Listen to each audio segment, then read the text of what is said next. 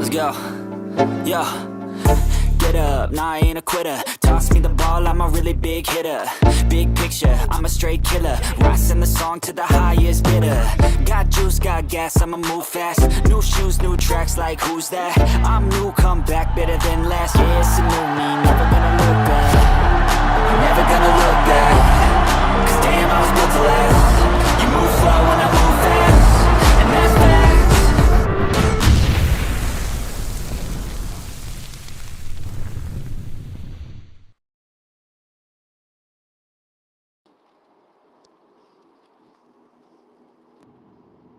Well, hello. What's up, everybody? What's up? It's your boy Trex, and I'm here with the Jakester. I'm your host with the most, and we are going to break down the training camp woes and the accomplishments. I've seen some really good stuff out there. I've heard some really good stuff, and actually, I'm quite impressed considering the negative Nancy's that are out there just berating our Bears. They're just hoping that we don't do good. You know how the national media is, and some people that are reluctant to see that we are building greatness. So I'm with my man Jake, and we're heading across the country right now. We're making our way back from Texas back up into the Shy.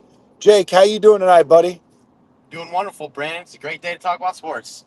Yes, sir. Yes, sir. So what have you seen right now as far as the Bears in training camp? I know they don't have the pads on yet, but you and I both played ball. There's a little something that we can take from this. What are you taking from training camp right now? What do you see that you like? Let's start off with that.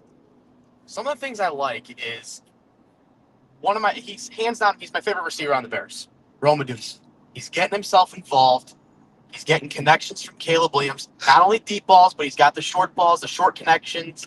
Whatever he needs, he's getting that ball and he's breaking tackles. Yeah, I like that too. I think that's good. Dunze, I like that. There's a couple other guys that I'm interested in, and that's the Devin Duvernay. I thought we might be looking at him for return. Not to say that we won't, but it's kind of nice to see that he's making that early connection with Caleb. Is there anybody else that you see out there that's kind of under the radar, a guy that we might have picked up along the way? That's maybe Zacchaeus. And what about that JP? Because here, I'm asking you two questions, so take them however which way you want. But JP is an interesting, fact because typically speaking, Bears usually, no matter how well a guy does in training camp, sometimes they just don't play him. They just cut him. But with Ben Johnson, this might be a whole different, deal. So, I mean, let's see, how do you feel about this JP deal? And then break down Zacchaeus too. Don't get me wrong. JP, he's playing great, and you're hearing a lot of great things about him. His attitude, his excitement, the way he's getting connected with the team. My only concern with that is he's playing with the third stringers. They know he doesn't have a choice with that, so he's balling out with what he has to deal with. But I think once we see him getting some reps with some better players, we're going to see a little bit of a change in his play style. That's what concerns me a little bit. Yeah, I see what you're saying, and that makes perfect sense. And with the cards that he's dealt, to be honest, this is all he can play around, right? So Agreed. no matter what happens, he's got to put his best foot forward. But we kind of need to, like Jake is saying, just take it easy, pump the brakes, have some like positive, feel towards this, but also be ready to see if there's a slight setback when he starts to go up against, the top players, right? Yes. I think that's what I'm hearing from Jake. Yes. What about Zacchaeus though, man? I've heard his name a couple times. And DJ, wow.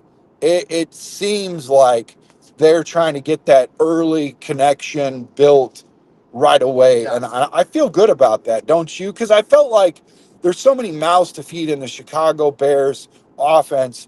And I was wondering wondering and worried if DJ was going to get lost in the shuffle with all the mouths to feed. So, what's your take on that, Jake? Well, I think DJ's one of those guys that he wants to see the young guys shine. He's always going to be there as your captain of the receiver group. He's going to be there for the team whenever he needs it. He's developing these young stars. He's one of the factors that we're going to have such a great receiver core this year because he's going to develop them with his captain-like attributes, and I think he's going to be a great mentor for the young guys. Yeah, I do too. I think that's important to have. And I feel like Cole is that same deal. People were worried about your boy out of Michigan coming in, Colston Loveland, and just taking his job. And I'm like, I don't know if that's what they're trying to do. I really feel like, there's a place and you need guys like DJ Moore and Colt Kmet to kind of, steer the ship and 100%. be those guys. They were saying something about a ball. My neighbor, Greg Braggs, was saying there was a ball that was thrown in the end zone, and it felt like it was like a little chippy, like Cole could have caught it, but, maybe there was a little, early, Yes. a little early contact or something like that. And I'm sure they'll work on that. Ben's not going to let that slide. Cole's even went on record. Tell me what you said about what you heard about Cole that you liked as far as like what Ben Johnson's about. So one of the things I love about Cole is his attitude and his dedication to the team. Cole's that guy where there'll be an overthrown ball that everyone everyone and their mothers know that he could not have gone and got that ball, but he's going to take responsibility for it because sky's the limit for him. He's going to go get whatever he can, and even if he can't, he's going to find a way to train to where he can get those balls that he can't achieve right now. I love that. I love that. Anybody else in the chat, if you've got something that you want to say and you want your voice to be heard, please hit that like button, subscribe, leave a comment, leave a review. We're about ready to unveil the jersey. The giveaway jersey at the end of July is almost upon us. Next week, we have a really good weekend in store. We're going to be going to Canton, Ohio for the second time in a row. This will be our second year, and we're going to be there. It's going to be great. Boots on the ground. Jake will be there. Tony will be there. We got, a couple. Jim Thornton, RoboCop, former tight end. He was there actually in 1988 with Jim Harbaugh. And he's going to be making that close connection before the game gets started with the Chargers for that game on Thursday night. And we're going to get an interview with him. I feel really good about this. We're going to have a lot of interviews, pictures. We're going to be covering it live. Again, boots on the ground. It's going to be a whole lot of fun. Jordan Miller, former Chicago Bear lineman, he's going to be there. Defensive tackle from the Minnesota Vikings. That's right. We're going with the ops, but we got a plan. He's been on the show. He's been fun. He's a little chippy, but he loves us. We love him. As far as we could throw him, though, we're forever cautious. But he's a friend of Jared Allen, a former teammate from 2006 to 2013 when he was there with those guys, and it's gonna be a good one. We're gonna get in to Jared Allen's enshrinement party and all of that, and a couple others. So we're gonna leave a little bit of meat on the bone and not tell you everything. Tell you all our 11 herbs and spices. We're just gonna sprinkle little sprinkle there for you to kind of get your mouth salivating. And but yeah, I'm really excited to go up there with the Jakester. It's going to be a good time.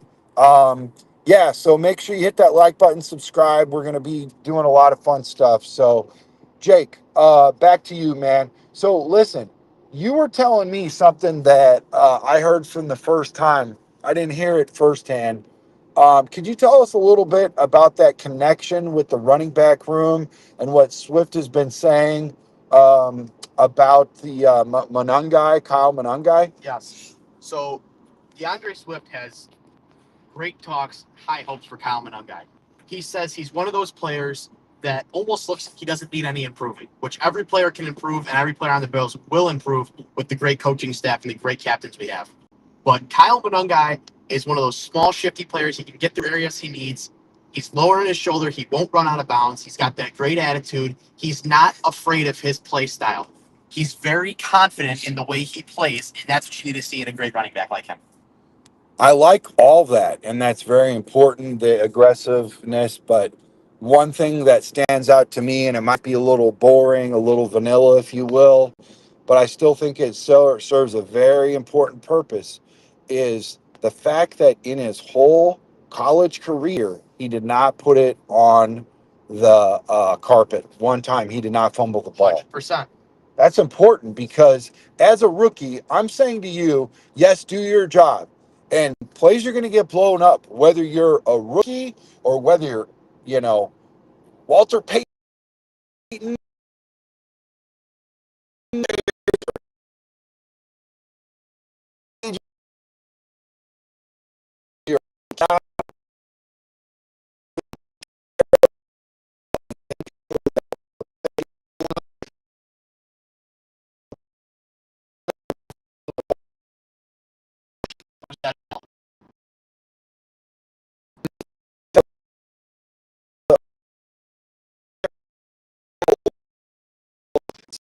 But the fact that he is getting some early, and they definitely have some help between each other for him to go out. I think that's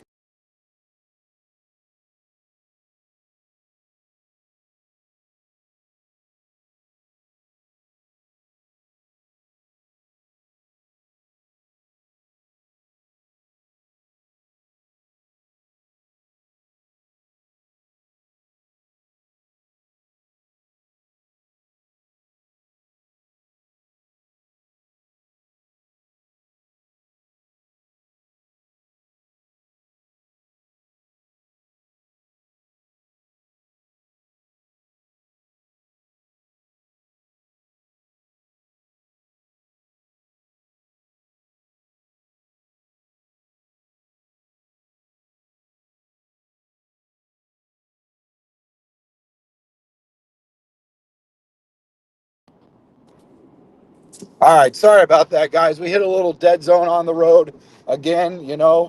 Um, we're obeying the rules of the road, guys. Hands at 10-2. So, and we don't have our camera on so we could focus on the road. So, yeah, that's why we don't have the camera on right now. Sorry about that dead zone we have. But back to what Jake was saying, you were talking about Kyle Monangai. So if you could refresh that. Yeah, a lot of players were a little worried about Kyle Monangai. They were worried that, playing on the team he did, that he wasn't going to get a lot of competition. But if you look at some of his film, and I'm not talking about his highlight reels, I'm talking about all of his film. He got hit real hard a couple of times. He got his clock clean. He's gotten laid out real bad by some great linebackers. And never once did you see that pick skid in the air. He's always held on to that ball. And that is your number one priority as a running back, is to not lose that ball. The longer you keep that defense refreshed on the sideline, the better they're going to play when they come back in. So you got to keep them fresh and ready to go, and don't lose that ball. Well, and these guys, these defensive players, damn it, they deserve a break. I mean, last year, if you look at the stats don't lie, the figures don't lie. 2/3 of the time, the defense was on the damn field. You play defensive line, you know what it's like. I mean, 100%. even though you play for your team to call anybody out, it doesn't mean that doesn't mean that you're war. You're like,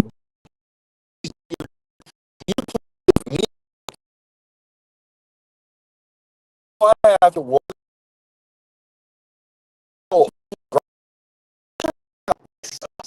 Get it. So as good as it can only get better with Jake is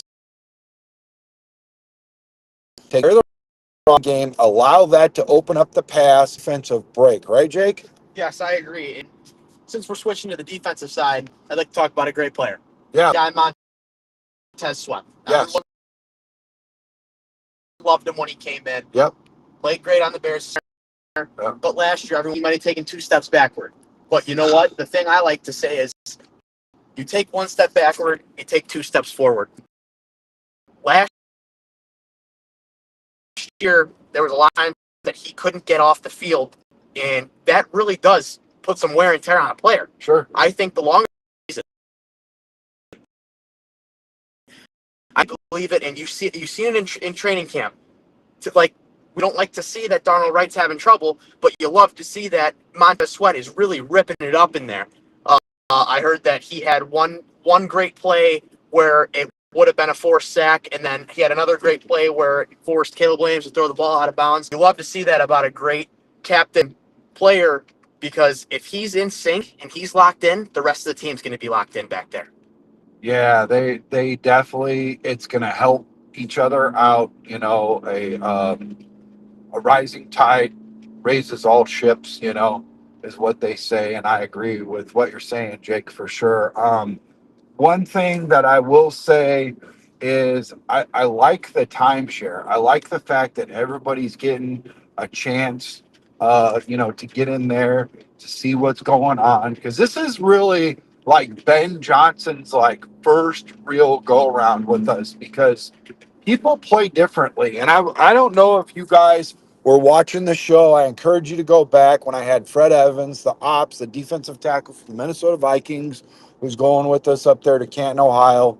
But I was talking to him. I says, how important is it with its coaching? It's like the Avengers or something. It's huge. I asked him, I says, how important is it? He goes, okay, well, let's just break it down to the simplest form.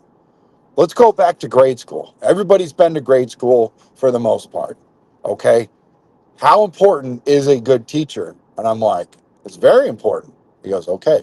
He goes, anything you look at, same thing, church, preacher, uh, you know, workout partner, coach, whatever. It's all something, and you've got to have. It's a piece of the puzzle. It's important. It means everything. If you have a bad coach or a coach that's not speaking the language right for everybody to understand, or not keeping people accountable, hey, listen, let's go back to grade school. Like Fred Evans was saying, I'm going in there first, second grade, whatever. I know there's jokes flying around right now about tracks not passing second grade. I see you guys in the chat right now.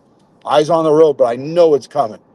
But here's the deal. Listen, if my teacher does not hold me accountable, and there's never no date at the top, I don't have to put my name on a paper, I don't have to do any homework, I don't have any tests, how good am I? Where's accountability there? Am I ever going to challenge myself to get better if I don't have that teacher in place? That is what Fred was talking about, and that's what we have in the building. And you guys are going to be surprised. I think we'll be surprised. Even the players will be surprised. There are some people that we already had in the building For sure. that are going to be playing a lot better because we got better coaching. One thing I'd like to add in on that.